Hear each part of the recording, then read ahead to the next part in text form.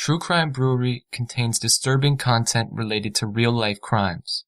Medical information is opinion based on facts of a crime and should not be interpreted as medical advice or treatment. Listener discretion is advised.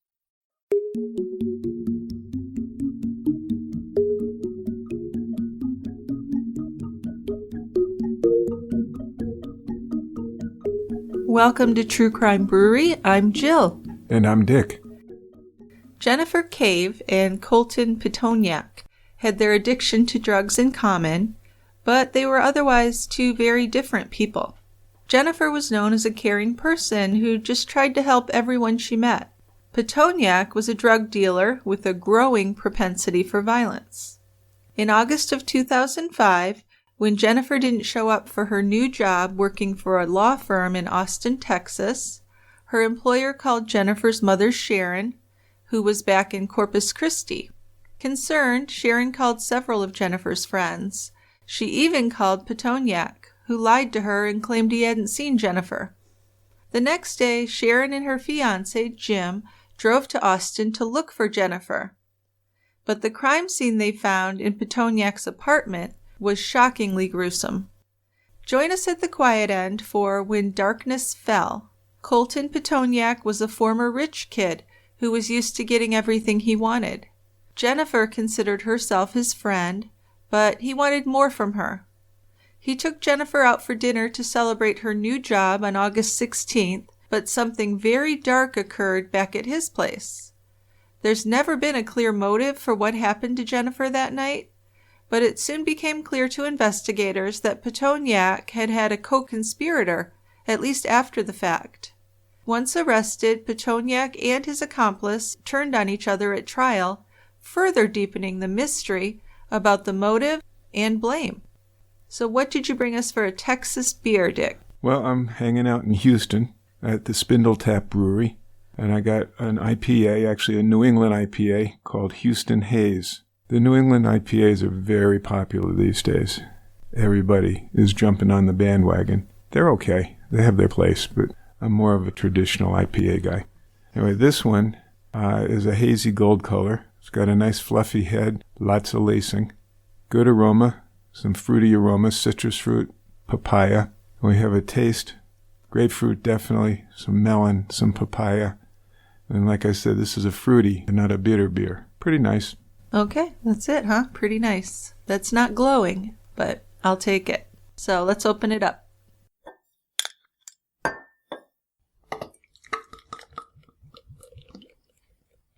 All right, I'm going to snuggle in down here at the quiet end, and I'm going to let you start us out, Dickie. All right. So Jennifer Cave grew up in a small farmhouse just outside Bishop, Texas. Now her mom and dad, Sharon and Charlie, had bought the place a year after they married, and Charlie had worked to fix it up for the family. Charlie was Sharon's second husband. Sharon grew up near Bishop. She was a rebellious teenager, ran away and married her first husband, and gave birth to her eldest daughter, Vanessa, in 1979. But by the time Vanessa was born, the marriage was already falling apart, and it ended in divorce. Then she met and married Charlie, who worked at that time as a welder. This guy was friendly, kind, and really fun, as long as he wasn't drunk. Then he turned into a different animal. Sharon would spend years trying to change him, but this second marriage would fail also. So Vanessa was almost 5 years old when Jennifer was born in March of 1984. And she was a really cute kid. Red hair, lots of freckles. Then a year later, Lauren was born. And then they had another child, a boy named Clayton. There were 4 kids in this family. Jennifer was a tomboy, and she was Daddy's little girl. Sharon worked full-time in the bookkeeping department at a chemical plant that was just outside Bishop. Sharon's mom babysat for her when the kids weren't in school. Now Jennifer and Lauren, just 14 months apart in age, were very close. I mean, some people thought they were more like twins because they were so close in age and so close. Yeah. But they were very different, too. Lauren was outgoing, talkative, and she easily made friends. Jennifer was more shy, also very intelligent. Vanessa, Lauren, and Clayton Her siblings all had to study to make good grades, but Jennifer just seemed to learn effortlessly. So that's really annoying. Yeah. She was a constant reader and she had a photographic memory, but unfortunately her intelligence never gave her confidence or improved her self-esteem. By school age, she wore glasses and braces, and she really hated her freckles. In school, she sat with Lauren and her friends at lunch. But when Jennifer moved on to middle school and Lauren was still in elementary school, Jennifer would go back to hang out with her sister and her friends. After school, they continued to walk home together with Lauren's friends. But despite being socially uncomfortable, Jennifer managed to be involved in a lot of school-related activities. She played volleyball, tennis, and she worked on the student council. And also from elementary school on, both Lauren and Jennifer were active in cheerleading. And that's a lot of work, a lot of practice. Yeah, it's a vigorous activity. Now, Charlie's alcoholism was pretty difficult for the family and very confusing for the kids because everyone loved the sober Charlie. But the drunk Charlie, he was one angry, verbally abusive guy. Now, Jennifer and her little brother Clayton, they were the ones who stayed close to their father. The other siblings, Vanessa and Lauren, rejected Charlie, but Jennifer acted as a mediator as she tried to support him and also to maintain a relationship with him through her parents' divorce. Yeah, it seems that Jennifer was almost too forgiving to a fault. Although she did maintain a pretty good relationship with Charlie, she was just always trying to save people and couldn't really see when a person was bad or wasn't going to respond to changing.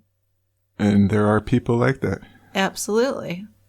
But she was very forgiving, and she forgave Charlie even though he had been abusive. And by the time she was in junior high, she began to change. Jennifer replaced her thick glasses with contacts, which showed off her bright blue eyes. And she still loved sports, and she did spend a lot of time outdoors.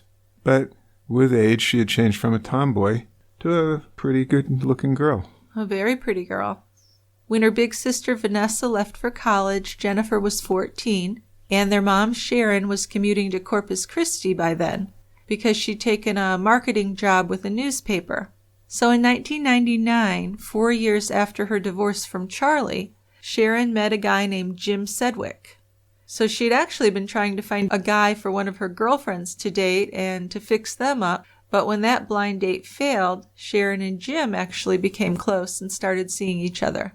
Huh, serendipity. Yeah, so Jim was a partner in a Corpus Christi accounting firm, and he, like Sharon, had grown up in South Texas.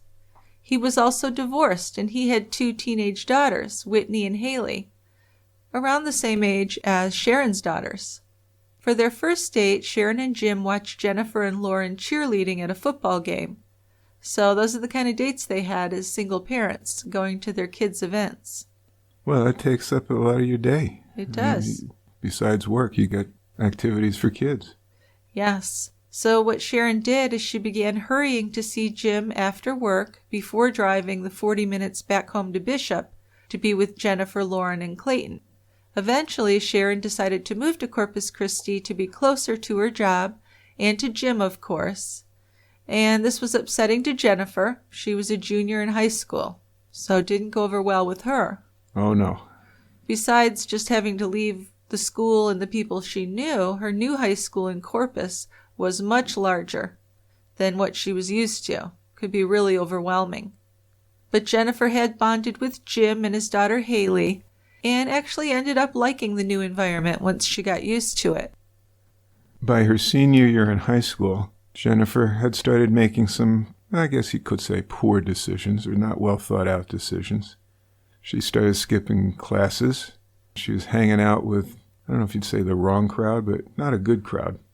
Nevertheless, she was still managing to get good grades, and she ended up graduating in the top 15% of her class.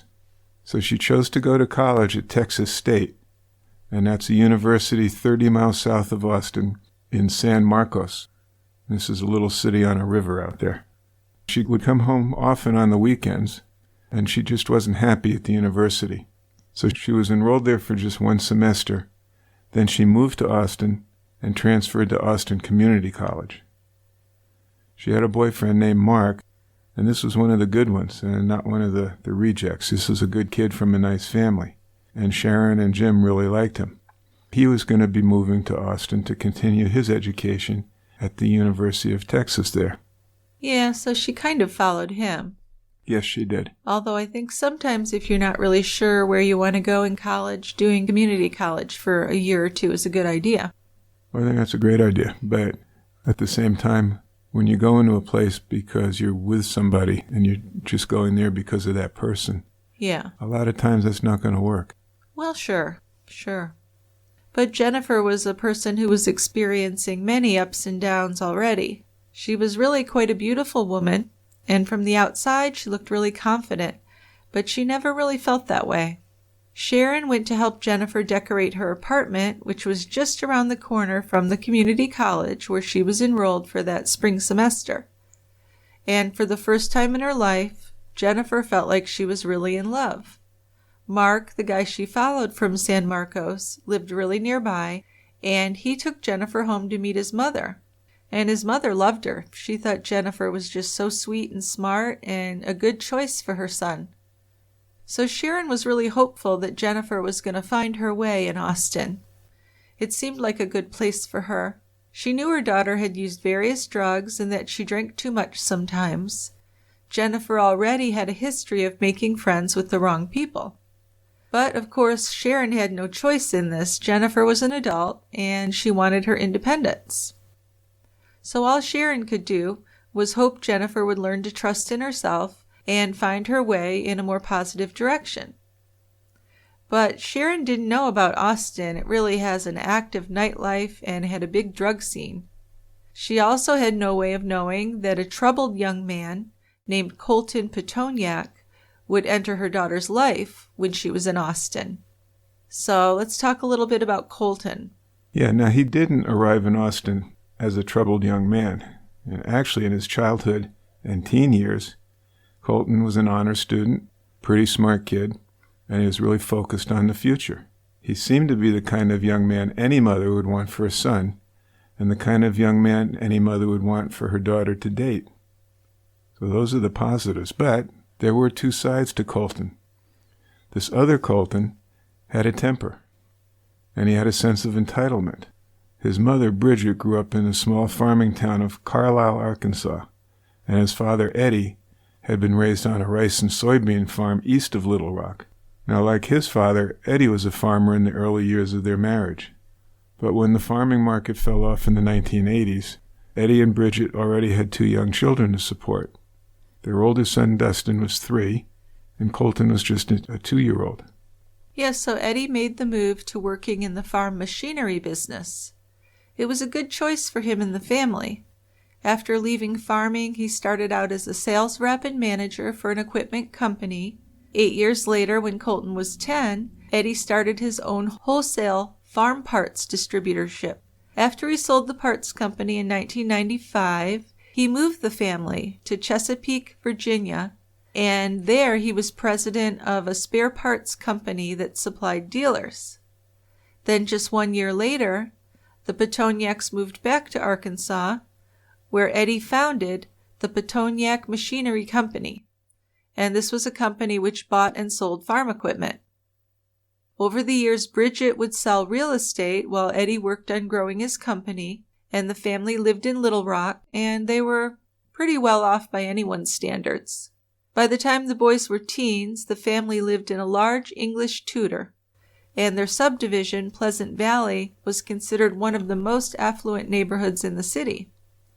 The Pitonyak house was on Valley Club Circle, and this was a large home on a hill right across the street from a private golf course. In Pleasant Valley, the neighbors were all professionals like doctors, lawyers, and executives, and they lived privileged lives. So the Pitonyaks could afford to give their sons the best of everything, really. And they did.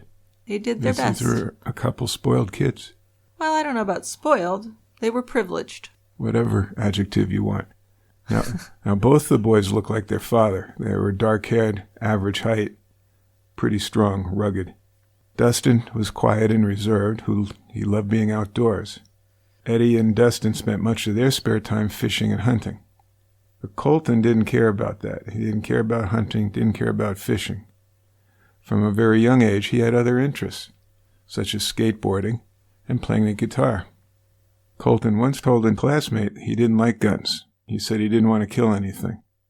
And one time when he was hunting with his father and brother, they killed a deer and began gutting it. Colton looked at this and started throwing up. And he also refused to gut fish. Yeah, so some people took that as him being sensitive and soft-hearted, but that doesn't seem like who he was. At least not who he turned into. Right. So maybe that was his persona that he wanted to have out there. Maybe. Maybe he just didn't like dirty, outdoorsy things. Yeah. He was more like focused on wanting to be a businessman when he grew up. So while Dustin had more in common with his father, Colton was closer to his mother. He liked to spend time with her and talk to her, and as a child, he spoke often about his mother, what she did for him and what she did with him. You could just tell he really adored her. Bridget described Colton as a real exception from the start. She would say that he talked before he could walk, and by the age of 3, he was reading. And also the Pitonyaks were religious folks. From the time Colton was in 2nd grade, Eddie and Bridget had the boys in Catholic schools. In Little Rock, they attended Christ the King Catholic School and Church, and that's an academically challenging private school located in the affluent suburbs. So mostly rich kids are going there. But at Christ the King, students had morning mass, and they were also required to read the Bible. At Christ the King, both of the Pitonyak boys made good grades, but Colton really stood out. He was exceptionally brilliant. He always made the honor roll, but he wasn't what you would call nerdy at all. He played football, and he was a guard on the safety patrol. So he was smart and really outgoing too. He had a fun personality, and this was a good combination, the brains and the charm. Colton often seemed to be bored at school, but then he always got the best grades on the tests. And as an altar boy, he assisted priests during Mass and he helped serve communion. And standing at the altar lighting the candles, you could tell he was really into it. He meticulously memorized every single step of what he was supposed to do. Yeah, but even at this young age, there were some indications that Colton had another side to him, to his personality. Just a couple people said that, yeah. One person was a kid named Tim Lim, who was a year older than Colton, and he recalled that when he first met Colton in piano class, he felt like Colton was hostile and racist toward him. Christ the King was a nearly all-white school. Lim and his brother were the only Asian American students. Now, the underclassmen in the private school didn't hassle the older kids, but at the same time, Colton didn't have any respect for Lim. No, and Lim was older. Right? And yeah. You're supposed to be nice to them. Well, at least show them some respect. Yeah, he would bully Lim. He liked to make derogatory comments about his Asian heritage. And one of his favorite games was to come up behind him when he was drinking from a water fountain and push his face into the water, at the same time speaking a ridiculous-sounding Chinese accent. But Lim also said that Colton was smart enough to show his good side to the teachers. He saved the bad Colton for him. Yeah, so that's really not good when you're doing that at a young age. He's already got the two sides and he knows how to play up to different people. Yeah. He's not learning the right stuff there. Not really. And then after attending Christ the King, Dustin and Colton went to Little Rock's Catholic High School for Boys. This is one of the city's most prestigious private schools. Mount St. Mary Academy, an all-private girls' school, was nearby. So both were focused on discipline and academics, and the school was really proud of their curriculum, which included classes in Latin, British literature, even anatomy and physiology, which you can't find at most high schools. That's for sure. So breaking any of the school's rules, though, could get a student expelled on the first infraction. They weren't messing around. 0 tolerance, huh? Well, with drug and alcohol abuse, definitely. Severely frowned upon. But Colton did continue to be a straight-A student there. Both of the Pitonyak boys were good students, but Colton really was very driven and just rose above everyone, really.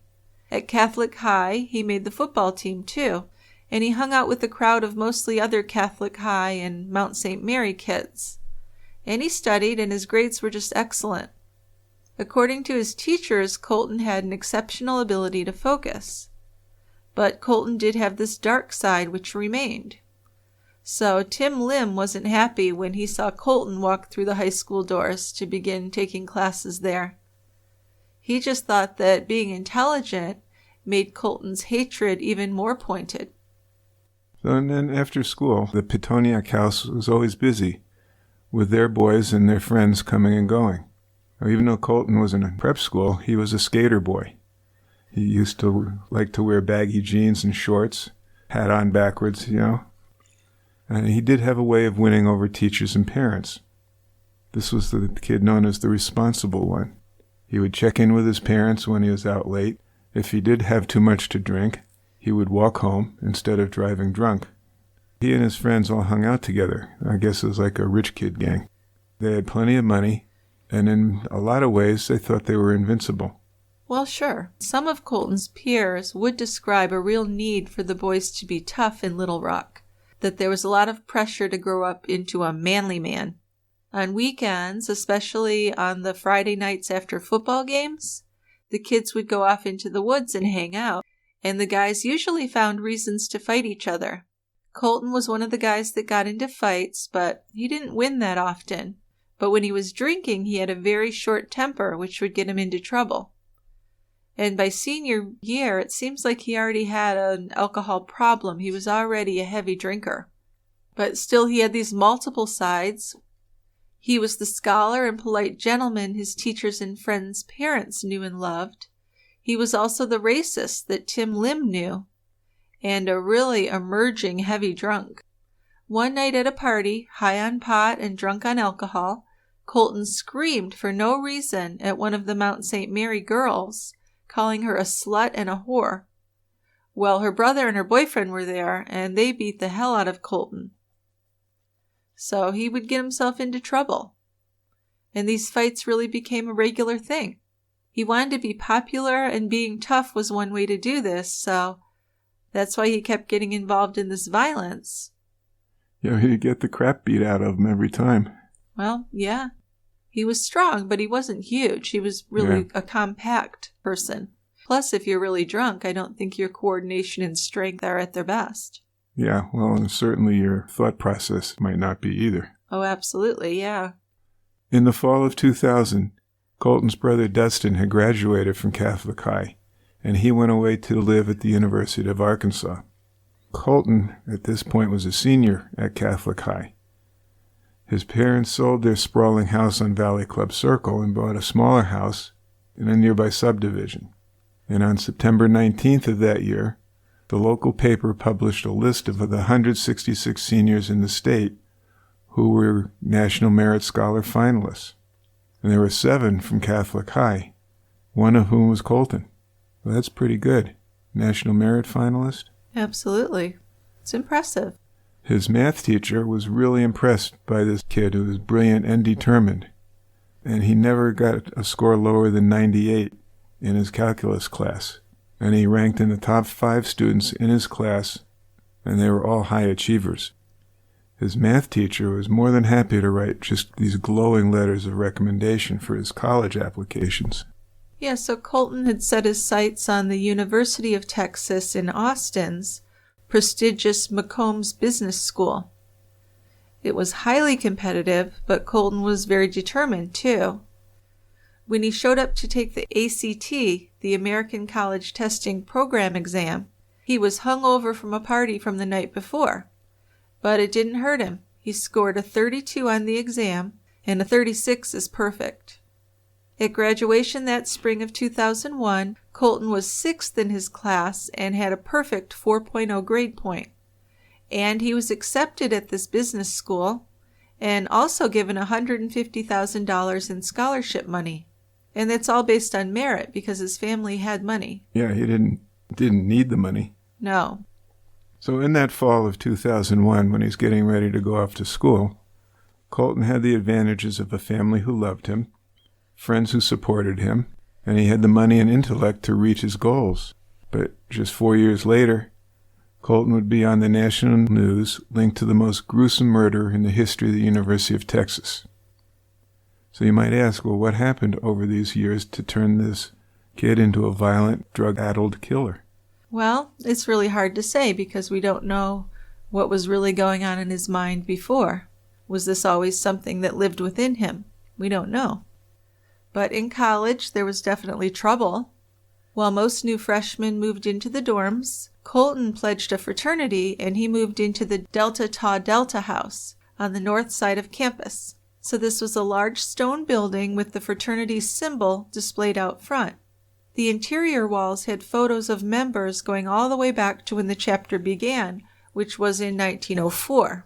Colton began his university life looking pretty much the same as he had in high school, wearing polo shirts, jeans, and brand-name sneakers. Yeah, that's the uniform. Yeah. So the Delts were known as an old, big-name fraternity, and the house was quite comfortable.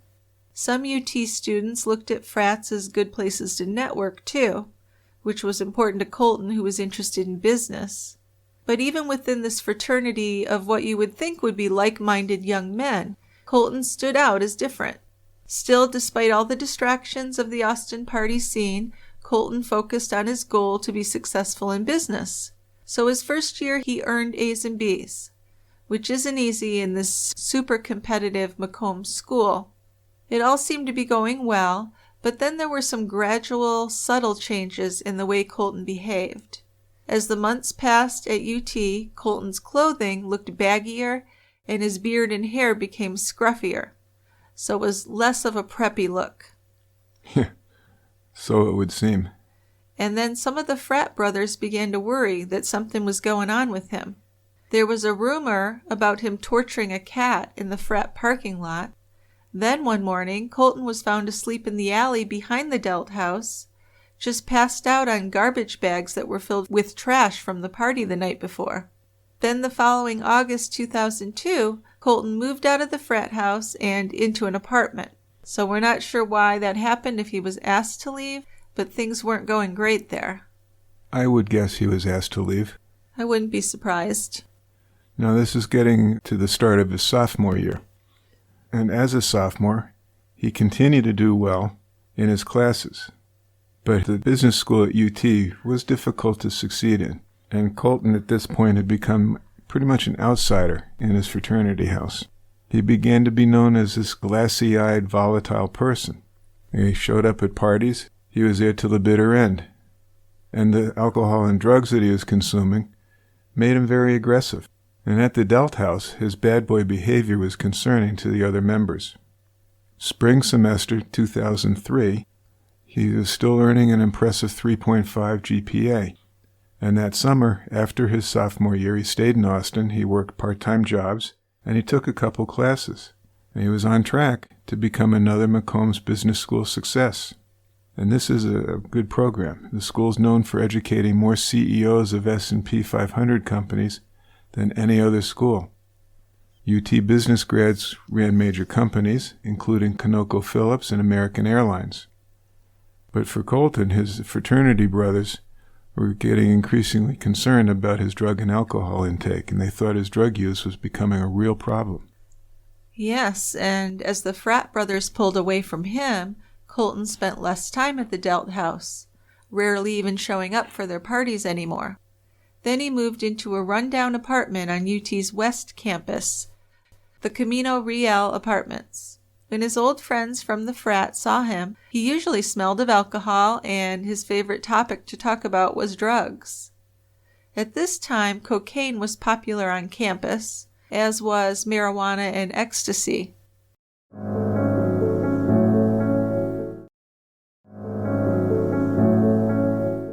Meth was also popular with the girls because it increased their metabolisms, made sleeping and eating unnecessary, and made them thin. Being thin was the goal, and meth made it easy for them. Colton began selling drugs to the fellow students then, and that fall his grades just plummeted. High most of the time, he stayed in his apartment and rarely made it to class. At his one-bedroom apartment, he lived a pretty quiet life, and he made money dealing drugs. So, not going well. Yeah, and this is like in a short time. It's not that long a time period. He's just going off the precipice here. Yeah. By the winter of 2003, Bridget went to visit her son. He'd just been arrested for a DUI, and his mom thought he was in real trouble. It seemed like he was getting high and getting intoxicated every day. So Bridget brought him back to Arkansas until he could convince her that he was reformed. So by January 2004, Colton returned to University of Texas, and he enrolled for the spring semester. And not long after that, he met Jennifer. Well, Colton's offense was negotiated down by an attorney his parents hired. He pleaded guilty to a misdemeanor, obstructing a highway passageway, and the DUI charge went away. So Colton just had to pay a fine and go to drug counseling. The only serious fallout for him was that UT suspended him. So that spring, Colton registered for classes at the same school Jennifer Cave was now enrolled in, and that's Austin Community College. Jennifer was living in Austin for close to a year in December 2003 when Colton was arrested for the first time. She was getting very thin and her goals seemed to fall by the wayside. Her mom, Sharon, worried that she was getting more heavily into drugs in Austin. She'd become more comfortable with being an attractive woman, and Sharon loved to take her shopping for dresses. She liked to pick out outfits to go with her unusual, beautiful red hair. But at the same time, Sharon was no longer part of Jennifer's daily life. She did try and talk to her every day on the phone, but when Jennifer would go on binges, she might not hear from her for a while. So Sharon lived with a lot of concern for her daughter. And then that spring semester, school didn't go well for Jennifer. She always talked as if she planned to study, but then she'd just lose interest, miss classes, and drop out. Still, she seemed happy enough for a while. She was really in love with her boyfriend, Mark, and she talked about him constantly. And he was a good student. He studied and did well at UT. But Jennifer had really fallen in love with the city of Austin. In the evenings, she worked as a hostess at a steakhouse, and that was in Austin's popular warehouse district.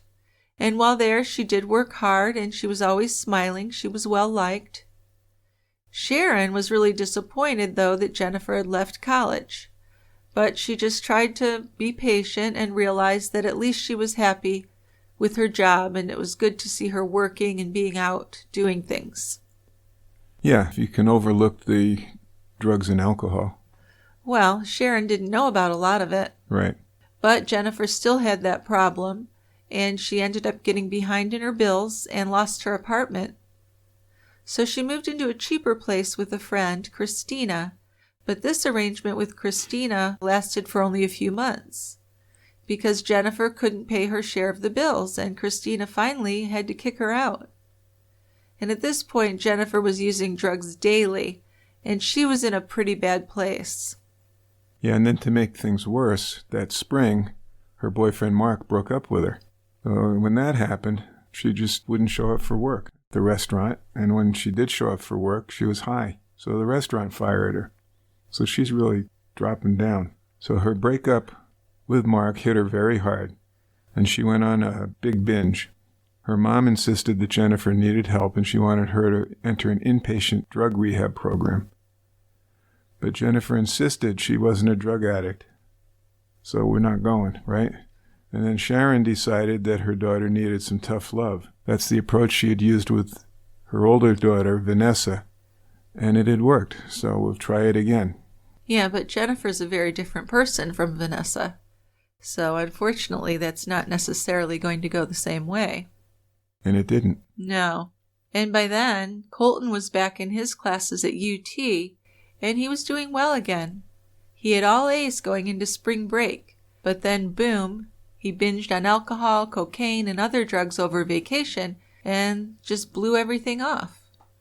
The classes were easy for him, but staying off of the drugs just seemed impossible. So by the end of that semester, Colton had 1 C and 3 Fs. So oh, how the mighty have fallen. That's a big drop. All A's and finish with a C and 3 Fs. Not good. Well, if nothing else, this shows you how devastating drug addiction can be. Oh, yeah. And this is not even to rock bottom. No, but these are such promising young people. Yep. And it's just really sad. Jennifer didn't see the real Colton. She was always looking for the good in people. And she looked at Colton as a troubled man, but a brilliant man. So beginning that spring of 2004, when they had met at a party, Colton was attracted to Jennifer. For her part, she wasn't romantically interested in him, but she did think he was funny and bright, thought he was a really intelligent guy. Yeah, so if they were ever romantically involved, nobody knew about that. So it seems like it was a friendship where Colton wanted more. That summer, Jennifer worked at Nordstrom's as a clerk, and she lived with a friend who worked there also. A lot of the time, though, Jennifer went to Colton's apartment to hang out, and sometimes she did sleep there. So for most drug users, money controls how much they can use. But after Jennifer was friends with Colton, she no longer had a limit, so this was super dangerous. She didn't have to worry about buying drugs. As long as she would go there and hang out with him, he would give her the drugs. So at this point, Jennifer would disappear for days with Colton in his apartment. He was using and selling drugs, and financed by these drug sales, he was able to give Jennifer all the drugs she wanted. And neither of them ever missed a chance to get high. So very serious addictions. Jennifer really enjoyed the exciting 6th Street scene, where Austin had this really busy bar scene, really popular area. And at the trendy Light Bar, the DJs played music with that hypnotic party sound. Probably the kind of place that you would take ecstasy. But Colton enjoyed this club scene with Jennifer. They danced, they drank, and of course they used drugs, way to excess. Colton took cocaine, Xanax, and other drugs, and Jennifer primarily took ecstasy and meth. And also they drank. So they're really messed up. They don't know what they're doing. Most of the time. Most of the time. Now, a friend of Jennifer's recalled a party at Colton's where there was a ton of cocaine being used. And it scared this young woman. She also noticed that Colton seemed to be very physically affectionate with Jennifer and possessive of her. When Jennifer wanted to leave, Colton got angry, and if she had any plans made without him, he would be upset. But this behavior didn't seem to frighten Jennifer, not at all. But still, her life was in the toilet also. It wasn't going well at all. No. She did visit her family in Corpus Christi, and her mother helped her purchase a new car. They got a 2003 Saturn Ion, and Jennifer got her first car loan. And then Sharon took her clothes shopping. Jennifer told Sharon that she would go back to school, work a steady job, and make her proud. And then she drove her new car back to Austin. Yeah, and as we know, Sharon had heard Jennifer make these promises before. So all she could really do is hope that this time would be different. But once she was back in Austin and around Colton, Jennifer's plans just fell apart again, and she was back on drugs. It really didn't take long for her to get fired from her job after that, and Sharon ended up making her car payments for her. So much for the tough love. Right, yes. Jennifer took a friend with her sometimes when she went to Colton's house, and the rule there was they had to use the drugs at his apartment with him. So that's pretty creepy. No takeout. Colton's apartment was dark most of the time and just a mess. And after she got progressively more dependent on the drugs he was giving her, Jennifer wasn't able to find anyone who would go with her to Colton's apartment anymore. So she ended up being alone with him a lot.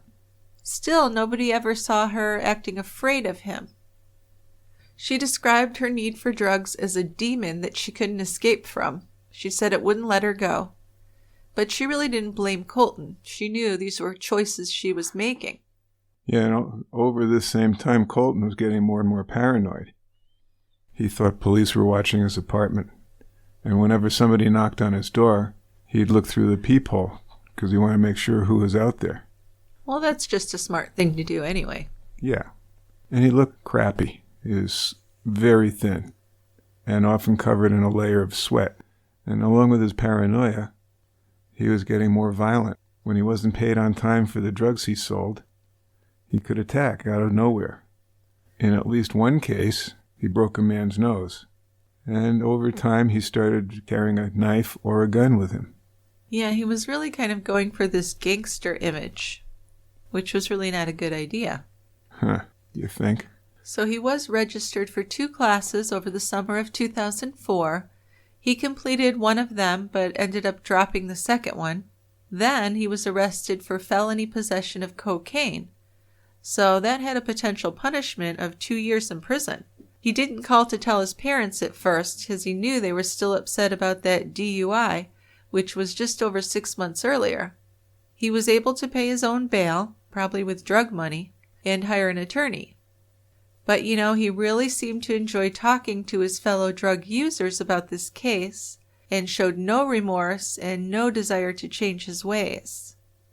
At a party he went to around this time, Colton threw a large knife across a room where it landed, embedded in the drywall.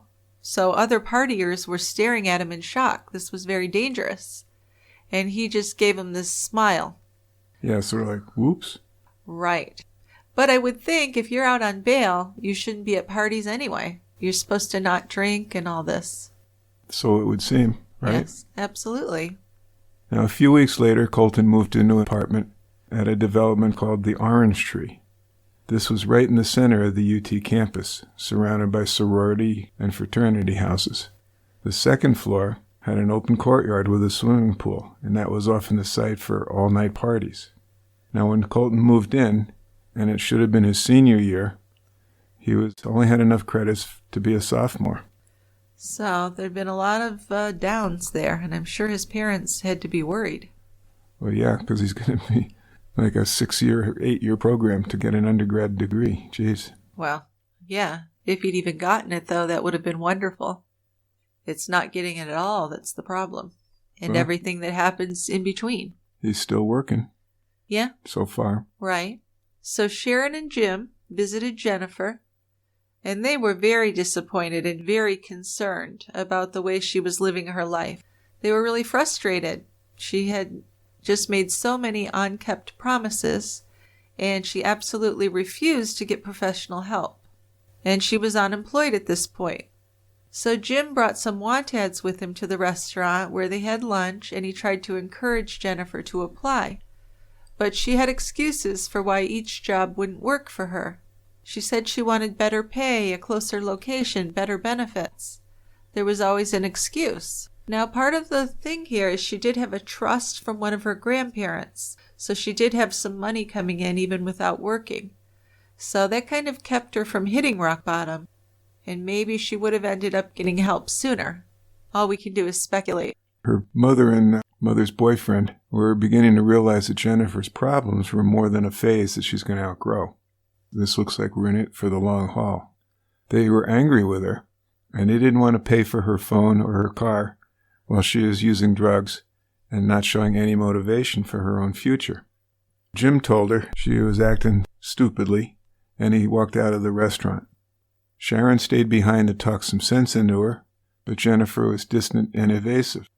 So Sharon told Jennifer that she just wanted her to do well in life.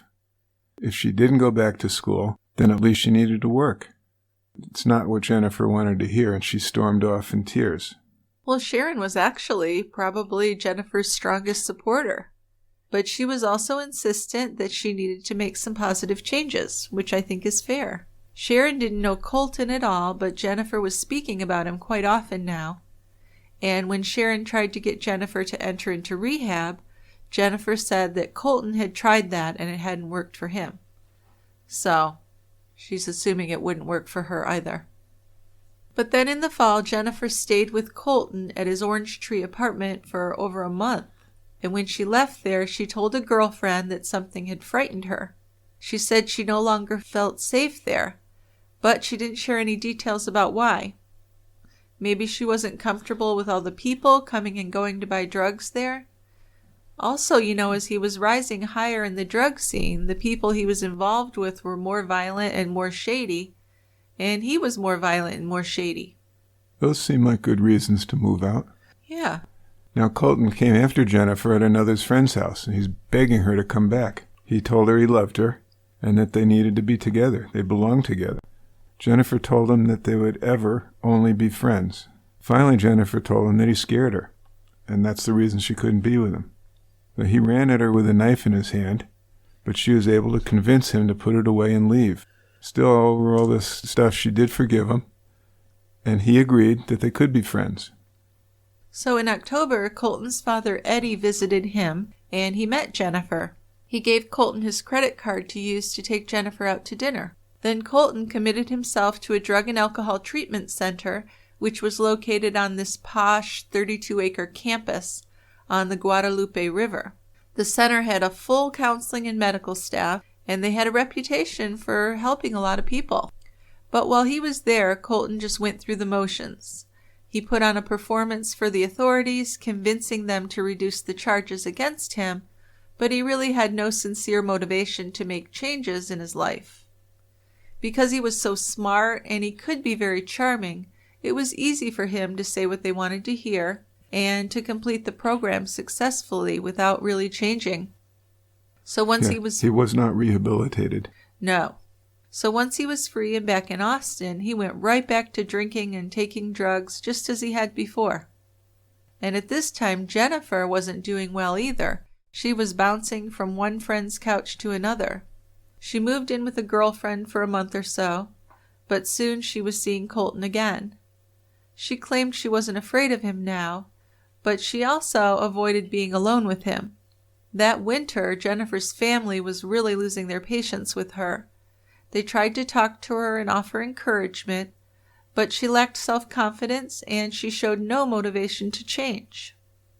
When anyone brought up the idea of rehab, Jennifer just said that it hadn't worked for Colton, so it wouldn't work for her. So it's not going to work for her. That's right. After New Year of 2005, Jennifer found a new boyfriend named Scott. She moved in with him right away. But Scott actually seemed to be pretty good for her. He was a single father, and while they were together, Jennifer helped raise his daughter, Madison. Scott was 4 years older than Jennifer, good-looking kind of guy, nice, honest. He worked in the evenings as a waiter in an upscale downtown restaurant. He also played a synthesizer in a band, and he was a really good karaoke singer. Yeah, so for the first time since her heart was broken by her boyfriend Mark, Jennifer was in love again. During the day, she played with Madison and did things around the house, and it got to the point where Madison even started calling her mom. Scott knew about Jennifer's drug problems, but he was really understanding. He'd used his own share of drugs when he was younger, and now he rarely had a drink or some marijuana. So with his support, Jennifer was able to back off on the meth, and she didn't use any drugs when she was caring for Madison. So that's a small victory, I'd say. It's a little bit of progress. It is, but they say that's not a good thing to do. You're making a deal. I'll only use when the baby's not here. You really just have to cut it off, I think. Well, yeah. Yeah. But lacking that, I would take any reduction in drug use. Well, sure, yes. But she confided in Scott that she was really not able to quit drugs. And he had talked to her, and they agreed that she should stay away from Colton because he was a bad influence. So while she was living with Scott, Jennifer gained a little weight, and she looked healthier than she had in years. And she felt really safe and settled for a while. Jennifer, Scott, and Madison went to church on Sundays. But Jennifer wasn't all in on this wholesome lifestyle. Her phone would ring late at night sometimes, and she would rush out, saying that she needed to help Colton. Sometimes she'd end up staying out all night. But Scott wasn't jealous. He seemed convinced that Jennifer wasn't romantically interested in Colton. But maybe he should have been a little more concerned that she was out using drugs and wasn't good for her. Oh, there's got to be some concern there. I would think so. I mean, I'm glad you're not screwing Colton, but you sure you're not using drugs? Yeah, why are you leaving in the middle of the night? Right. So on March 12th, 2005, this was Jennifer's 21st birthday, Sharon and Jim drove to Austin and got a hotel room, and they took Jennifer out to a nice dinner, and then they returned to the room to watch a movie. Jennifer's older sister Vanessa came to see her the following weekend, and they went out dancing together. For Jennifer and Scott's private celebration, Scott bought some magic mushrooms. So he's not helpful. No, he's not. She has a drug problem. She's told him about it, and then he does that? I don't like it. Not at all.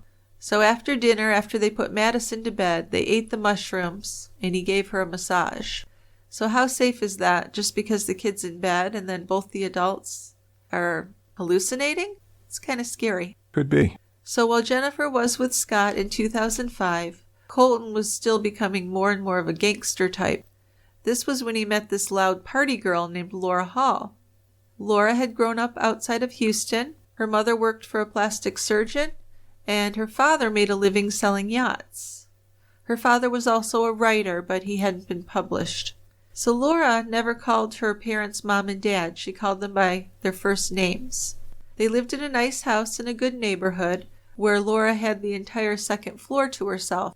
When she was 16, she was given a car, her father's hand-me-down Cadillac, and then she was given most things she wanted, including a tiny dog who she carried everywhere with her in her purse. So with dyed dark hair and a very fair complexion, she also wore a lot of black and dark makeup, sometimes giving her a bit of a goth appearance. Back in high school, Laura hadn't used any drugs. She was athletic and she competed on the debate team.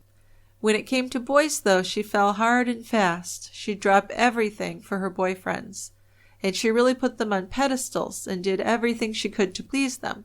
After 11th grade, Laura's parents moved the family to a smaller town, and Laura enrolled in Allen Academy, which is a small private military school.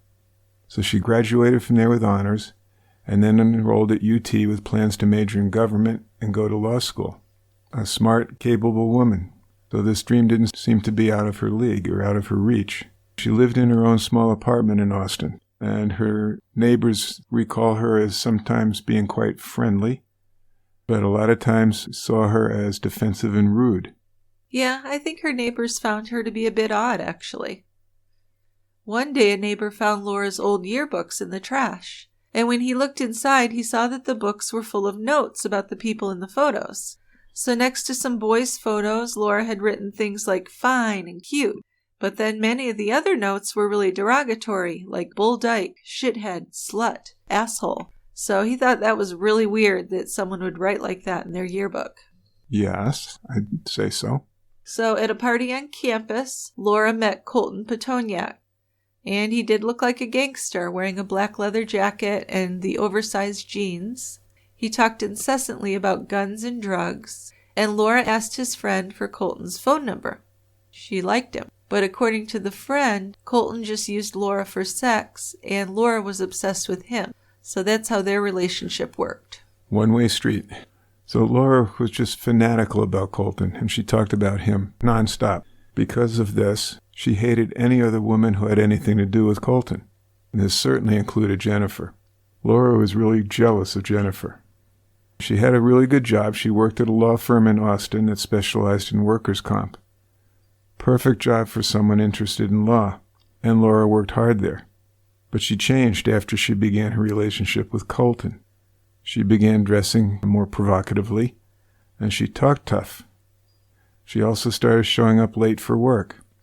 Colton she talked about all the time. She called him her boyfriend. Yeah, but then Laura began to look really high and strung out just about every day. Her work suffered, and she was talking more like a gangster than an office worker. She'd lost weight, and she had dark circles under her eyes. So her relationship with Colton was quite obviously bad for her, but in the throes of drugs, she didn't realize this. Much like Colton, though, she was obsessed with money and drugs and thought that was the cool thing to do. As Colton's June court date approached, his parents helped him hire a new attorney, and this attorney negotiated with the prosecutor's office to reduce his possession charge to a misdemeanor. But as worried as his parents were and as hard as his attorney was working, Colton appeared as if he just couldn't care less what happened. He and some of his dealer friends had now branched out to selling massive amounts of ecstasy. And they had plenty of cash, and they were throwing parties several nights a week while this was going on. He also became a big meth user that spring. He would smoke it throughout the day and sometimes staying up for days without sleep. So the meth obviously would get him pretty amped and on edge. It turned out that it changed his personality in a permanent way. And he was trading his ecstasy pills for meth, and he was certainly using more than he was selling. Well, that's not good. No, you don't have a product to sell. Right. So even though Jennifer was still with Scott, and Colton had a relationship now with Laura Hall, Colton and Jennifer still spoke to each other just about every day. So we know Laura was in love with Colton, but Colton seemed to be in love with Jennifer. Scott had noticed that Jennifer would just drop anything to help Colton when he called, too, and that annoyed him. Jennifer did confide in Scott about Colton.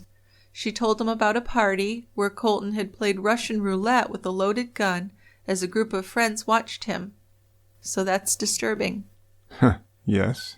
When Colton had his court date on June 10th of 2005, his attorney ended up getting him a really good deal. His charge was plea bargained down to a misdemeanor, attempted possession of a controlled substance, and he was sentenced to just 60 days in jail. So his 60 days with time off for good behavior would last less than 30 days. Well, it's like he got the golden ticket here, huh? Yes, but is that really helping him? Well, we know it doesn't. No. But it's just really hard to know what to do with someone in this circumstance because, like they say, if they don't want to help themselves, it's really hard to force them. We know that, don't we? Yes, and especially with Colton. He had been arrested a couple times already and didn't even seem to care. No. So Laura had a friend who tried to talk some sense into her, telling her that Colton was not the right guy for her. But Laura was in love, and she was sending him money in jail, actually putting his needs ahead of her responsibility to pay her own rent and utilities. Also, while Colton was in jail, Jennifer began to express doubts about her relationship with Scott. She was starting to wonder if she was ready to be a wife and mother. So this was a big disappointment to her mother, who also worried a lot about Madison, who'd really bonded to Jennifer and had been calling her mommy. But by that time, Scott and Jennifer had been arguing a lot about money. Jennifer had been staying home full-time, but Scott wanted her to work, at least part-time. And he found her a job at a microbrewery, but she quit after just a few nights. Hi guys, Dick here. As we were finishing the recording of an episode, Jill said she thought it was time we put a new advertisement out, because she was bored with the old ones. Now the first thing that came to my mind was what crazy stuff Jill was going to have me do for this ad. Previously I've used a hammer, a blender, and fire. So in an attempt to avoid more craziness, I told Jill I would write the ad. Here we go. If you enjoy True Crime Brewery podcasts, but are irritated by the ads, you might want to consider becoming a member. For as little as $4 a month, you can listen to ad-free episodes and also have access to a bonus episode each month. Now that might sound pretty good, but there's more to this deal.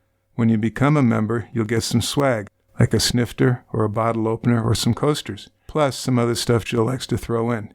I think it's a great deal. All you have to do is go to the website, tiegrabber.com, click on subscribe. It's that simple.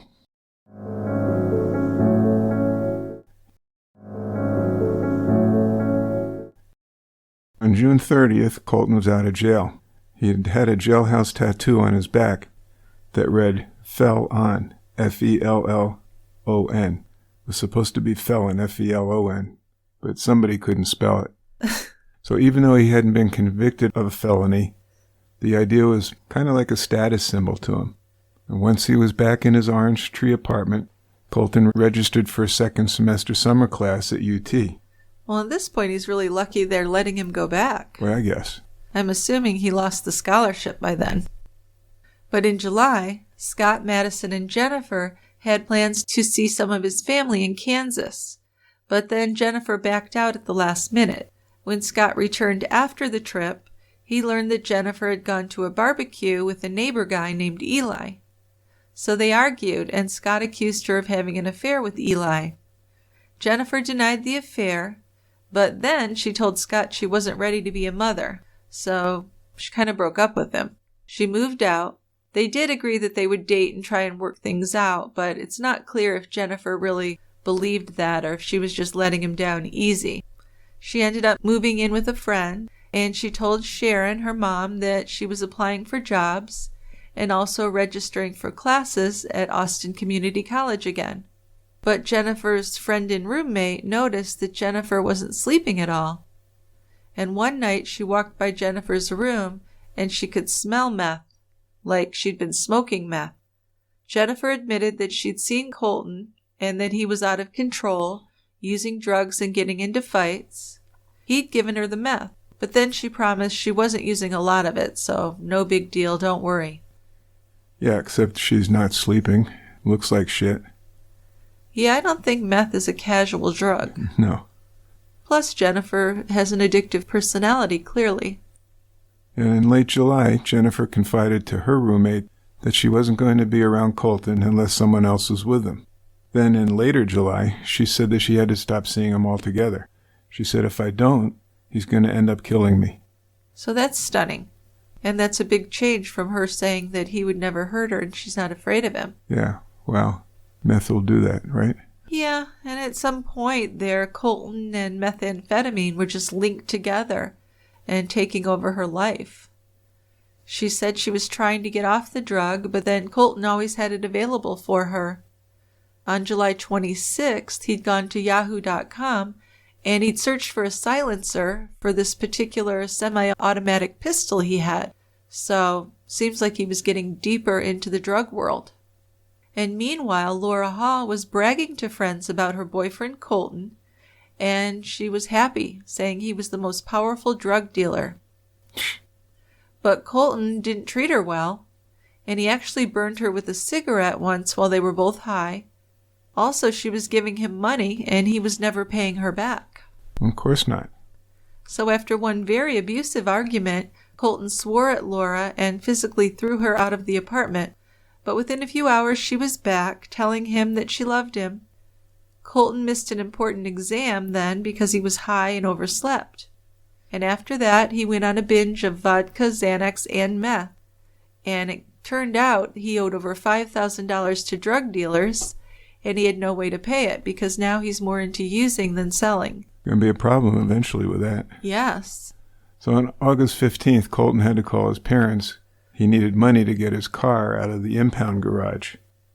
He had actually loaned the car to a friend, and this friend had promptly been arrested for DUI. So at this point, Colton's been out of jail for like 6 weeks, and he's just failing in all aspects of his life. Things are crap. Absolutely. Jennifer was still trying to improve her life, and that Monday she had a job interview at a law firm. This was a small firm, just 2 attorneys, and Jennifer would do some filing, be a receptionist. After a second interview later that week, she was hired, and she worked for a few hours that day. And they really liked her work. She was instantly promoted to a full-time administrative assistant, which meant she would have a good salary and benefits. And she just seemed so excited about this. She called her friends and her family members to tell them all about it. Yeah, well, that's excellent. So that could have been a real turning point for her. That same day, Colton logged into the UT website, wanting to check his summer class grade. Unfortunately, he had missed an important exam, so he had a D in the class. He called Jennifer, and a few hours later she returned his call. She had planned to go to bed early that evening, August 17th, so she would be fresh for her new job the next morning. But Colton convinced her to let him take her out to dinner to celebrate. Now, although she had told friends that she was going to stay in, she left the apartment around 10:30 and drove to Colton's apartment. So kind of the biggest mistake she ever made, even though it's not her fault. Yes. If she had just gone to bed that night, she might still be alive. So Jennifer had been wearing a khaki skirt and a tank top. She picked up Colton at Orange Tree and drove them to 6th Street. First they went to Jazz, a big Louisiana-style Cajun restaurant with a bar, and from there they walked down 6th Street until they ran into a friend of Jennifer's named Melissa.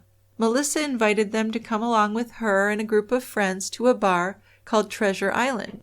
Melissa, her 4 friends, Jennifer and Colton, all sat around a table together.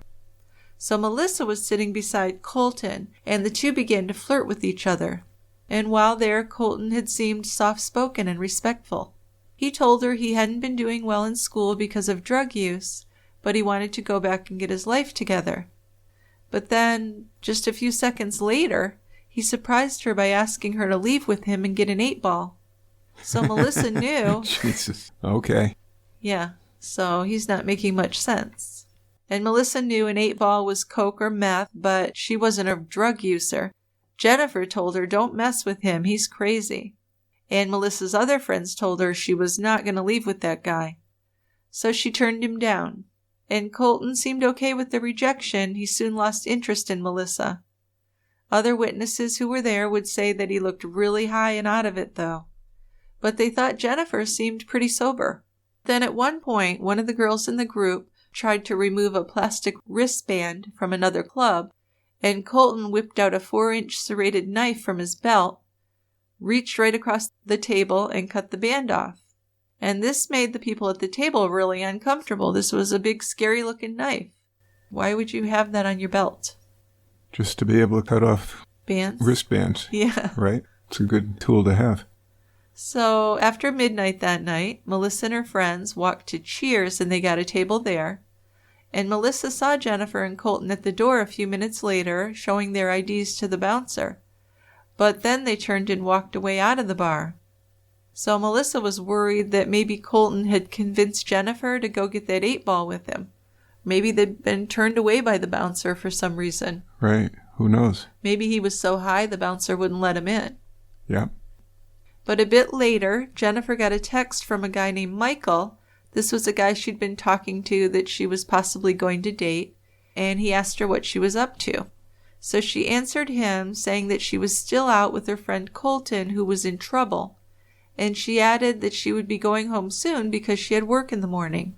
Yeah, and then a few minutes after 1 in the morning, Jennifer called Michael.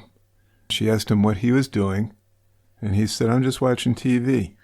Jennifer said she was still with Colton, and she told Michael that Colton was upset that he had lost his cell phone. Then she said that Colton was pissing on a car and trying to break a car window, which sure sounded like Colton was not in the best of control. So Michael's worried. Jennifer told him that everything was okay. She's going to help Colton find his phone and get him home, and then she would call Michael when she got home. Then she hung up. Yeah, and then when Michael woke up the next morning, he wasn't too concerned that she hadn't called him back. He just assumed that she hadn't wanted to wake him up in the middle of the night by calling him. So back at Orange Tree at 3 a.m., resident Nora Sullivan had heard a knock on her door, and she looked out the peephole and saw Colton Pitonyak. When she opened the door, he ran in and asked her if she'd heard any gunshots. She hadn't, but then he began talking about Mexican drug dealers, and he said he'd been in a fight and guns had been shot. But Nora just thought he was making things up because he was a big talker like that. Colton asked to use her cell phone, and then he called a friend of his named Evan, but Evan didn't answer. So even though Nora was pretty much ignoring him, Colton continued to go on about a gun battle he'd had with drug dealers. He had a handgun in the waistband of his shorts, so you think she would have been really concerned to have this guy at her place. One would think.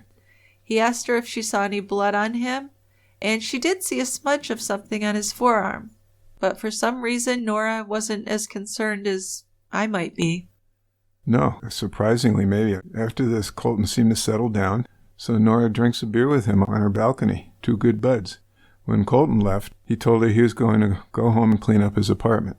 Yeah, so then at 4:48 a.m., Colton logged onto his computer and went to sharedog.com, which is a martial arts site that promoted fights.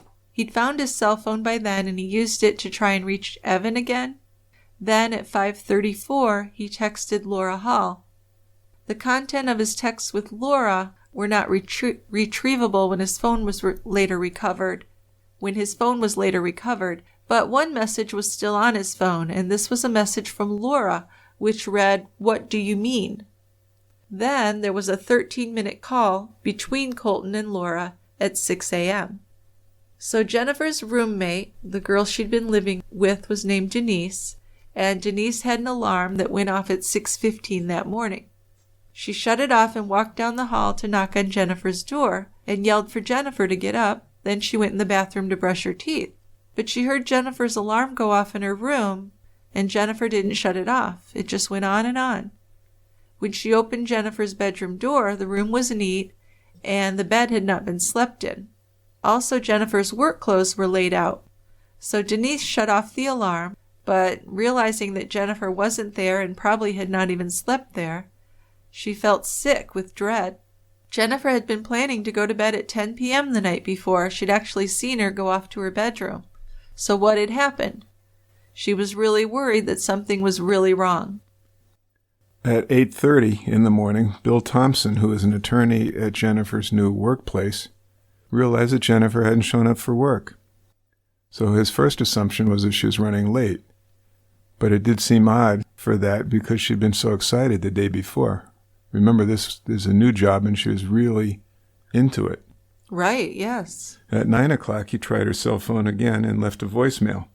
Then at 11, there was still no sign of Jennifer. So Thompson's getting more concerned. He called his office manager into the office and asked her to check on Jennifer. So the manager drove north out of Austin to Denise's apartment, and this was the address on Jennifer's job application. When no one answered the door, she wrote a note asking Jennifer to call the firm, and she left it in the door. Yeah, so by that afternoon, around 2 p.m., Bill Thompson was really worried. He tried Jennifer's cell again and left another message. Then he decided he was going to go ahead and call the other number on the application, which was Jennifer's mother Sharon's cell number. So Sharon answered, and of course she was concerned. Jennifer did have a history of lying and being irresponsible sometimes, but Sharon really believed that Jennifer had been excited about this job and didn't want to blow it. She'd been thrilled about working for the law firm and had even talked about maybe going on to law school. So Sharon thanked Thompson for calling and told him she was going to make some calls and look for her daughter. So first she called Scott, and he was really disappointed to hear that Jennifer had blown off this new job. The most likely thing was that she had gone out the night before and got high or drunk, he thought. Then she hadn't sobered up enough by morning to go to work. So he told Sharon that Jennifer had probably gone off partying and not to get too worried. Yeah, but Sharon felt certain that it was more than that, so she called Denise next. And Denise told Sharon about the night before. Jennifer had done laundry, watched a movie with her, and then gone to bed. But that morning, she was not there, and her bed hadn't been slept in.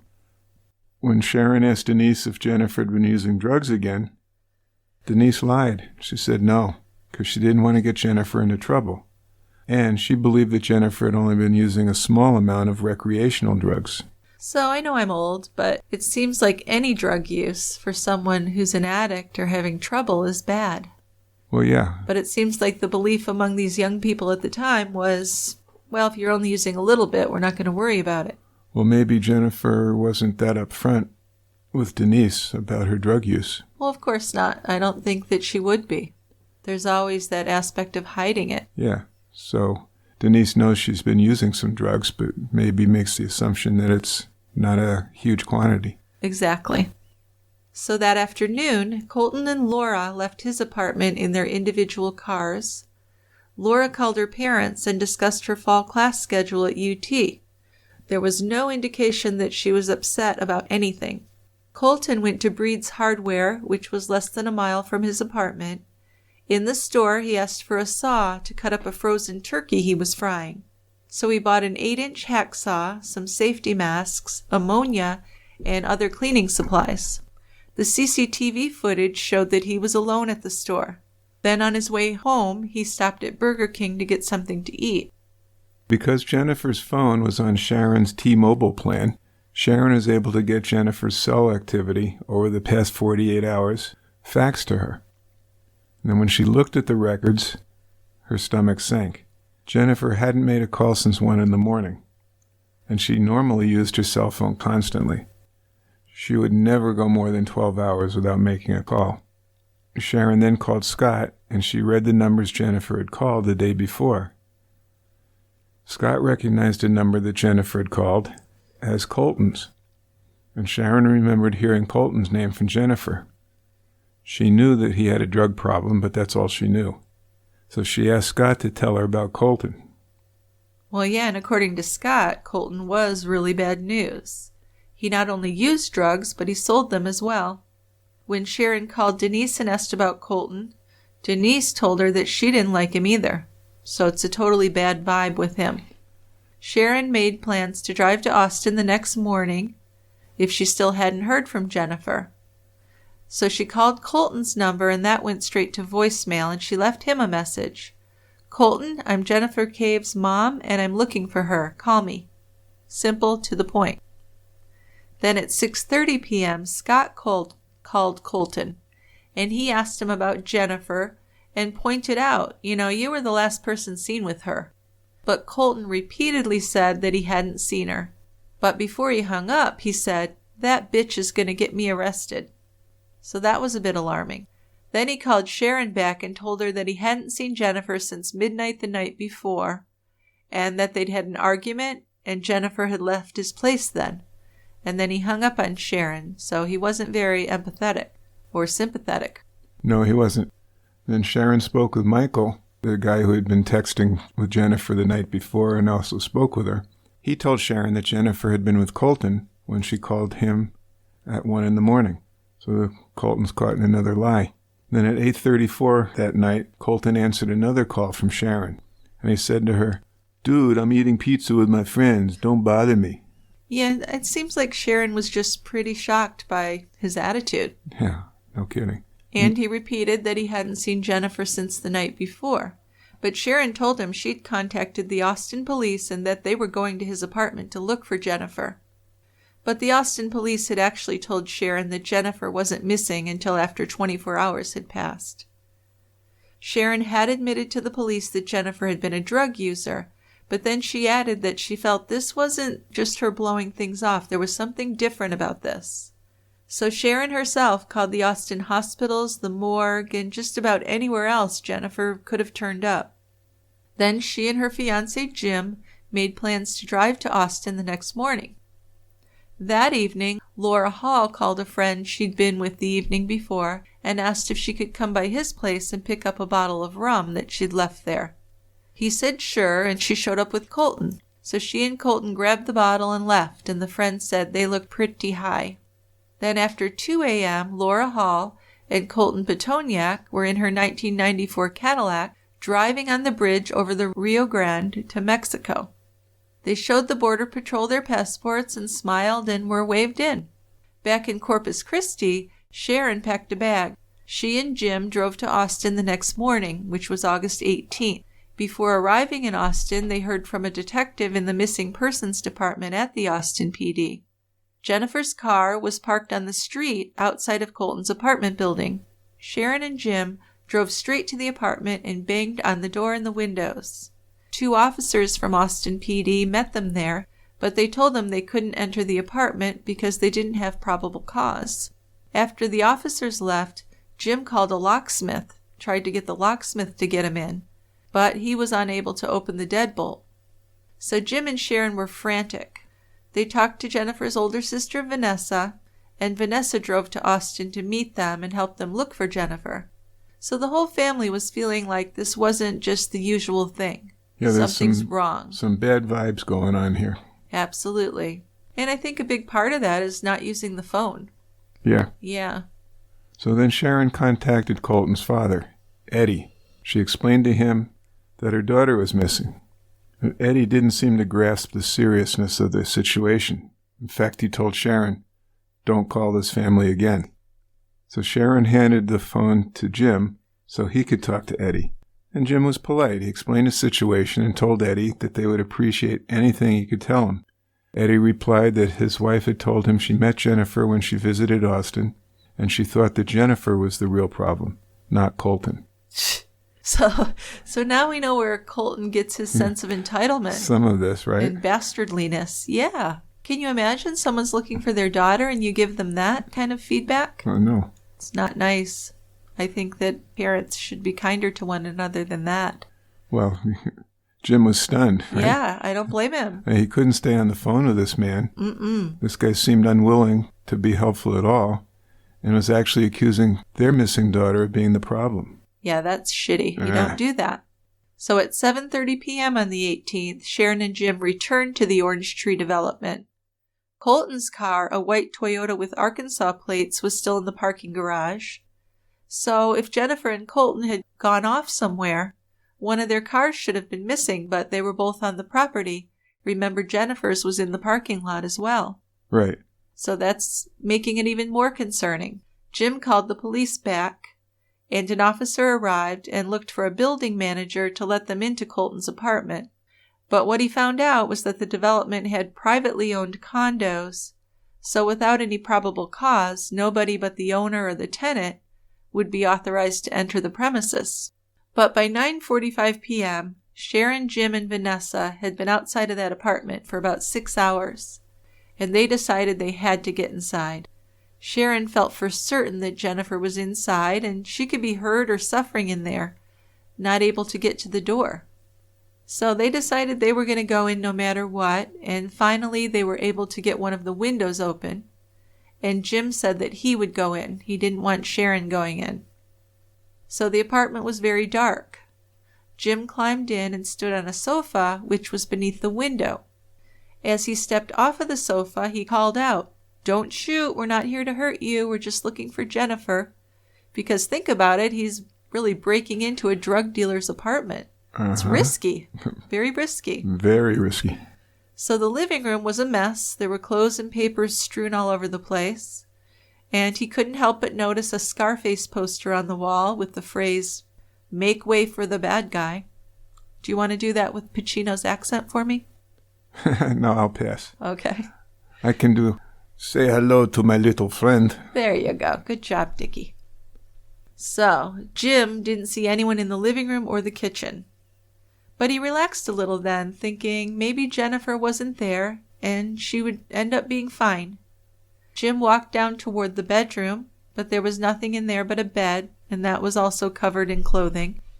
He flicked on the light. Nobody was there. But as Jim reached the bathroom, he was hit by a terrible smell, the smell of decomposition. Uh-oh. Yeah. He opened the bathroom door, and the odor was so strong then that Sharon could smell it outside of the window. It's been, a couple days? Yeah, well, at least a day and a half. Yeah. Close to 2. Yep. So Jim flicked on the bathroom light and probably would regret that forever. He saw something that's just unimaginably horrible. He was only there for seconds, but he saw that Jennifer was dead in the tub. But also, and really horrifying, her head and her hands had been severed from her body.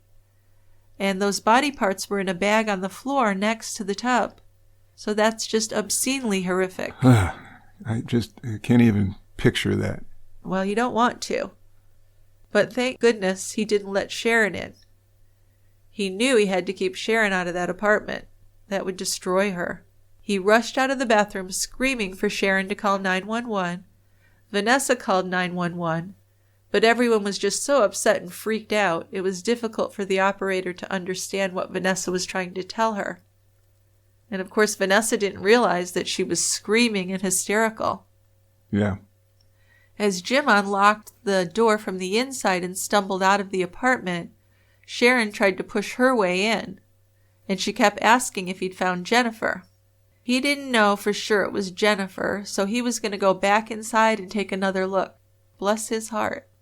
Vanessa and Jim convinced Sharon not to go inside, and Jim returned to the bathroom, thinking quite clearly for that kind of situation that he didn't want to disrupt the crime scene. So he had to see if this was Jennifer so he could let Sharon know, but the sight was just so horribly gruesome. He did come out again shaking and pale and just gasping for air at this point, and students from the other apartments were coming out and staring at them as Vanessa was screaming. So Jim took the phone from Vanessa and explained that the victim was beyond being helped by CPR. He wasn't sure what to tell Sharon. The body in the bathtub was a woman. There was a dirty rug covering her arms, stomach, and one of her legs, and there was a red hacksaw laying across her chest. Her head, he could see, was in a black trash bag. He told Sharon that he thought it was Jennifer because he'd looked at her foot, which, like the rest of her body, was just covered in freckles. So Sharon was just too shocked and devastated to even ask him why he'd had to look at her feet to know it was her, why he hadn't seen her face and recognized it. So when the police arrived, they sealed off Colton's apartment. Jennifer's autopsy showed that her cause of death was a single gunshot through her right arm into her torso, and it lacerated her aorta, so that meant she would bleed out pretty quickly. But what was horrific was what had been done to her afterwards. Her head and hands were severed from her body using the hacksaw. She also had multiple post-mortem stab wounds to her chest and neck. And there was a bullet in her skull that had been fired into her head through her already severed neck after she'd been beheaded. So what in the actual is that? Oh, holy cow. Why would anyone ever do that? That's so sick. Well, he was high, right? Well, did he do it or did Laura Hall? We don't know, but it's pretty horrific. The shell casing for that shot was found in the bathtub after Jennifer's remains had been removed. Well, she also had 18 post-mortem stab wounds on her face and upper neck, so someone had repeatedly cut her after death for some unknown reason. When police looked into the dishwasher, they found a machete with blood on the blade, so someone had put it in there but not run it? Right. A search of Pitonyak's car found a gun, which was later determined to be the weapon that fired 3 shots in that apartment, including the 2 fired into Jennifer. They also found a road atlas in his car with the page for Southwest Texas removed. The lead homicide detective on the case heard about the suspicious death at about 11:15 p.m., and he talked to witnesses and learned that Pitonyak had been well known at the Orange Tree, well known as a source for buying all kinds of drugs.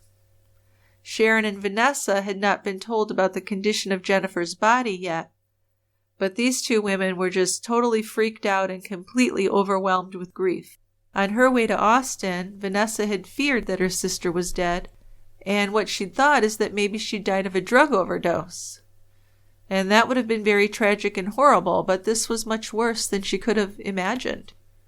And once Pitonyak's cell records were obtained, police noted a pattern. After Sharon had warned him that she'd called the police, Colton had gone on the run.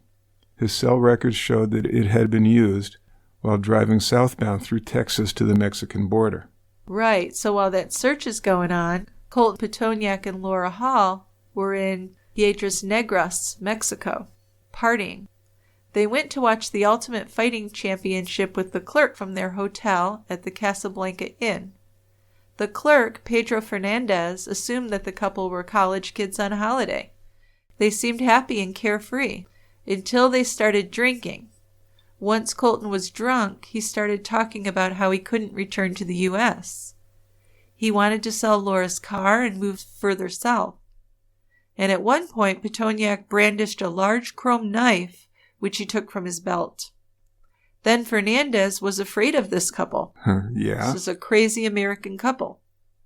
So Fernandez said, I'll drop you off at a nearby tavern.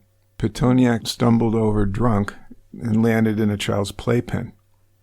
And he took a child-sized sombrero and put it on over his baseball cap. Then Laura Hall got into the playpen with him, and Fernandez took a picture of them together with his cell phone, just in case he wanted a record of the guests. Well, he's got that. Yeah, so he had a really bad feeling about them. Rightfully so. Yes, and I've seen this picture, and they do look carefree and happy. So it doesn't seem like they had any concern, any remorse, any empathy even for her family. Just really evil people. So after he left the couple at the tavern, Fernandez went home and he downloaded the photo onto his computer. So Crime Stoppers' tips led to Pitonyak and Laura Hall being found in Mexico, and they were taken into custody by the United States Marshals at the International Bridge. Very strangely, Laura Hall would later say that her time in Mexico with Pitonyak were the best days of her life. Okay. And even after Jennifer was murdered, Laura Hall would go out and get a tattoo with Colton's name. So Pitonyak was charged with Jennifer's murder, and Laura Hall was charged with hindering apprehension and tampering with evidence. Before the trial began, the prosecution prevented the exclusion of evidence found during Jim Sedgwick's entry into Pitonyak's apartment. They did this by arguing that Sedgwick's actions were the result of urgent circumstances and that although his actions met the elements of criminal trespass, they were non-criminal by the justification of necessity. Also, they argued that the discovery was inevitable just based on the odor of decay, so people would have been reporting the odor fairly quickly if it hadn't been for Jim Sedgwick. In his trial, Pitonyak testified that he didn't remember what had happened. He'd been on a several days bender when he met Jennifer that night. He'd passed out, and when he woke up, he found her body in the tub. There was speculation that Pitonyak's defense would implicate Laura in the murder. Swabs of the murder weapon contained a mixture of DNA from Laura Hall and Pitonyak. But in the defense's opening statement, the jury was told that Pitonyak would testify that he didn't remember what had happened that night, and that no one else was in the apartment with him and Jennifer. They conceded that Laura Hall had not arrived until the next day after Jennifer was already dead. In police records and court reports, Colton Pitonyak shot Jennifer and put her body in the tub. He then called Laura Hall for help. Laura told him to go to a hardware store to buy a hacksaw, garbage bags, gloves, and cleaning products. Then Laura went to his apartment, and she cut off Jennifer's hands and head, putting them into garbage bags. So the implication is that Laura is the one that did all of the damage to Jennifer's body after death. But we have no way of knowing. We don't. And I kind of feel like it was probably both of them. Yeah. Neither one of them seems like a decent human. So the jury was out for just over an hour before they returned with the guilty verdict. So Pitonyak was sentenced to 55 years in prison. His attorney for his appeals would allege that Laura Hall had killed Jennifer because she was jealous of her relationship with Pitonyak. And he said that Laura had decided on the dismemberment of Jennifer's body from an idea she got from The Sopranos. So the work of doing this, though, had turned out to be much more difficult than she expected, so she had given up and suggested that they run away to Mexico. So he claimed that Laura was truly psychotic, as evidenced by her firing a shot into Jennifer's decapitated head. Now, she denied doing any of this. Laura didn't testify during her trial, but her attorney painted a different picture for the jury. He said that her crime was loving Pitonyak too much, irrationally and blindly, committing herself to protecting him from harm. He said that she was nowhere near Pitonyak's apartment during the time when Jennifer was killed, and there was no evidence that she'd participated in the dismemberment. Her DNA was found on 3 items: one of Jennifer's sandals, found near the tub, a blue shop towel found on the coffee table, and on the gun used to shoot her. DNA recovered on a buck knife, a machete, and the hacksaw that was left on top of Jennifer's body matched only Jennifer and Colton Pitonyak. But still, how does Laura Hall explain her DNA being on those items? It's a tough sell, isn't it? It is. For me, it is. Yes. So in 2007, Laura Hall was convicted of tampering with evidence and hindering the apprehension of Colton Pitonyak. She was sentenced to 5 years for the tampering charge and 1 year for the hindering charge. But neither of their trials helped to explain what really happened to Jennifer and why her body was treated so brutally. There'd been a lot of speculation, like that Laura had shot and stabbed Jennifer's remains out of jealousy or even sick enjoyment. Yeah, so in 2009, the Texas Third Court of Appeals ordered that Laura Hall be resentenced after her sentencing hearing was ruled unfair.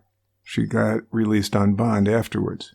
Then next year in 2010, a jury resentenced her to 11 years in prison. She did get credit for 2 years she had already served. Parole was denied in 2012 and 2014, but in 2018, she was released. And Pitonyak is still in prison. Yes. And actually, there was a podcast done by the University of Texas Drag Audio Production House, and it's titled The Orange Tree. And they did speak to Laura Hall through texts, and they also spoke to Pitonyak in prison.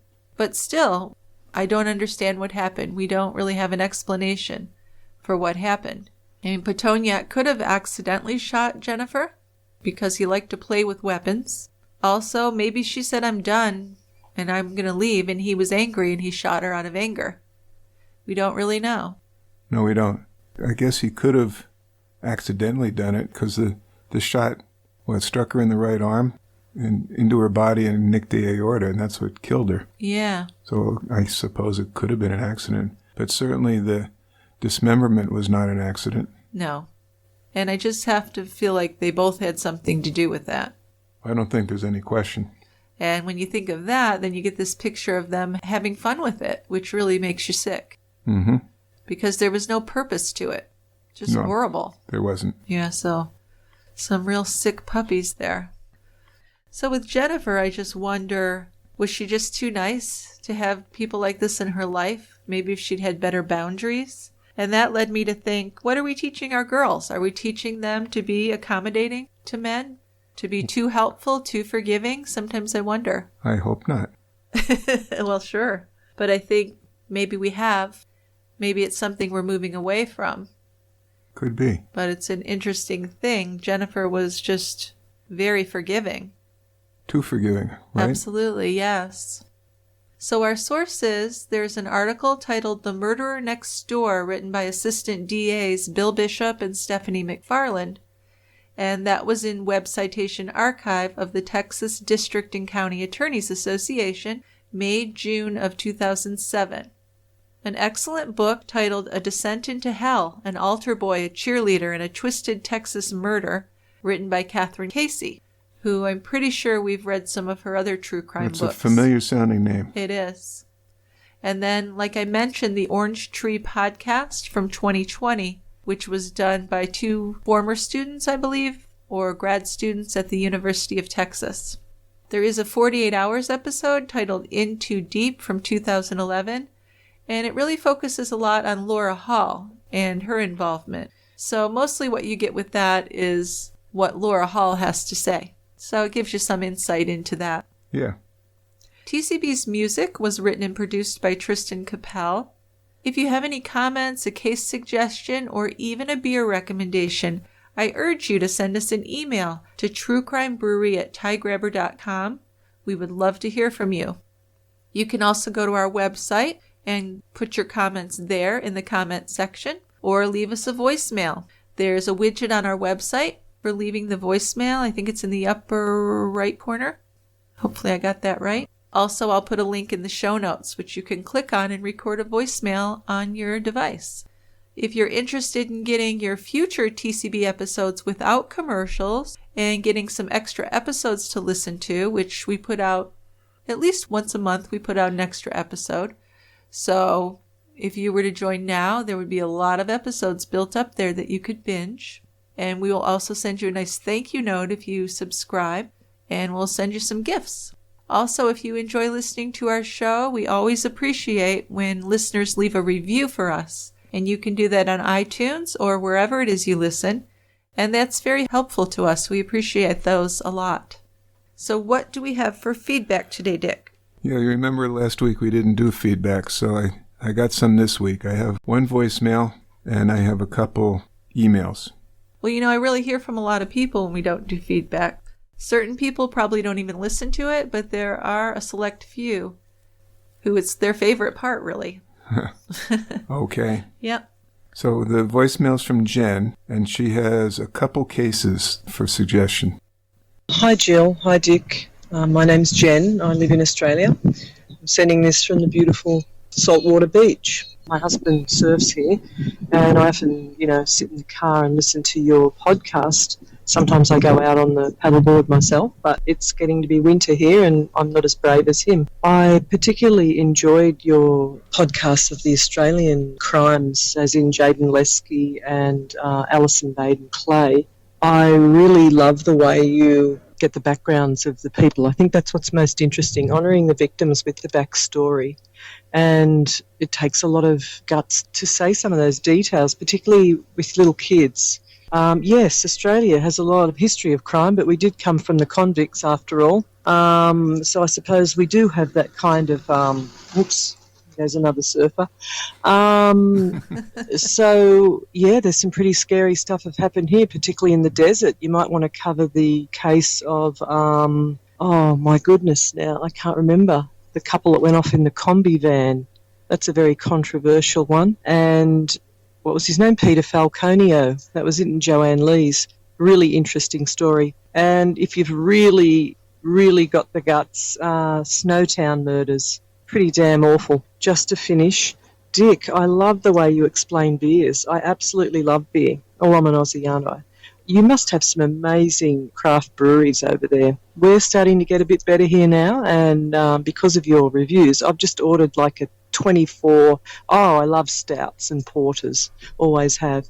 I've just ordered some whole different range of them from a lot of different craft brewers in Australia, some chocolatey ones, some molasses ones, some coffee ones. Anyway, I'm going to enjoy just sitting on the veranda and cracking one of those when I'm listening to your podcast. And also, yes, I love your voices, Jill and Dick, just so smooth, really nice. And I am an RN, so Dick, love the medical sort of knowledge you impart into the podcast as well. And yep, Jill, you're really honest, like a bit of swearing here and there. People who swear are honest people. Okay, keep it up, guys. Really love thinking about you sitting in that quiet end, and I hope you're enjoying the sounds of the surf here. Okay, keep up the good work, only I think I'm just getting podcasts from 2019, so that's okay. I've still got a few to work through. Well, thank you, Jen. Very informative and kind. Absolutely. The cases, I hadn't heard the Snowtown murders, so definitely look those up. 11, 12 murders committed by 3 or 4 people over 7 years' time. It's a pretty scary story. Yeah, and we saw that there's a movie on that we'll definitely watch. And the Peter Falconio case, that's a fairly famous case. We've heard of it before. This guy and his girlfriend are in their, Jen called a combi van. It's like a Volkswagen bus. And they got stopped by somebody told them that there was a problem with their car, with their van. And they killed the guy. And there was some question initially about whether his girlfriend knew more than she let on to, but I think eventually she was cleared. Oh, that's good. So those are good cases. We'll definitely look into them. Yes. And I applaud your beer selections, Jen. Stouts and porters, way to go.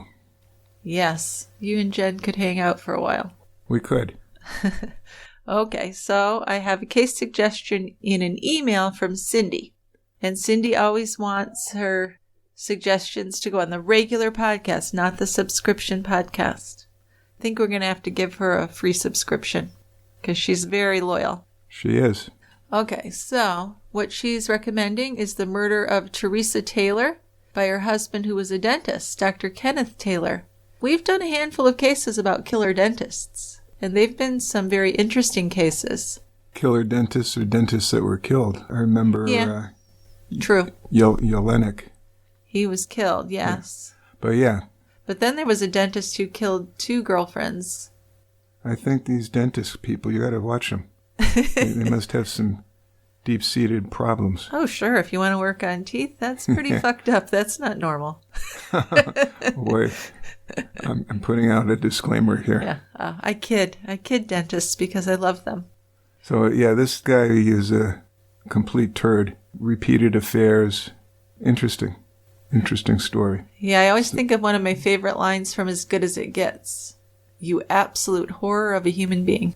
That's the one. And that's what that is, yeah. So she even gives us a source, which is a book, and it also is a movie. The book is in a child's name. And I think the movie's the same title. Huh, which is a weird name if it's about a wife being killed, but we'll have to look into that. There must be a reason. Yeah. Okay, and our final case suggestion is from Thomas. Thomas from Southwest Michigan.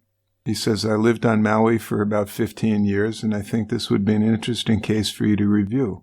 I would call it Murder on the Valley Isle, the Charlie Scott murder. That's great to give us a title, because titles are hard to think of.